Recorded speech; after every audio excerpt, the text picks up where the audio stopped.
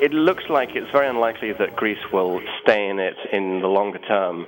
It's anyone's guess how quickly Greece will crash. But it looks like Greece's political system and its society just cannot cope with the pain of adjustment and fiscal retrenchment that's necessary. Then the question is, how will the markets react? How will savers around Europe react if Greece has to leave the euro? And that's not a done deal. That is very uncertain. But if that scenario comes apart, who else would be vulnerable to expulsion or to a kind of disorderly financial collapse that leads to exit?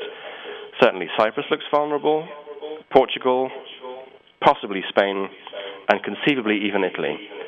So there is a danger of a domino effect if Greece leaves, but it's by no means certain.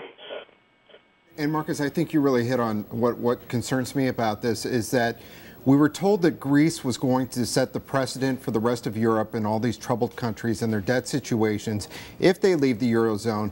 And if this domino effect happens, it doesn't even have to happen to every country that you're talking about. But if it happens to some of them, is there still a Eurozone? I mean, can that union forge on without those key members in it? Yes, it can. The question is, what would the euro then be? It would no longer be a currency that all EU member states, except for Britain and a couple that have opted out, will one day join. It would instead become the currency of a hard core of continental Europe around Germany. It might one day end up matching the old Deutschmark bloc of the 80s and 90s, that is to say the Germans and some of their neighboring economies that are very closely integrated with Germany might have a common currency. Of course, this is only a worst-case scenario.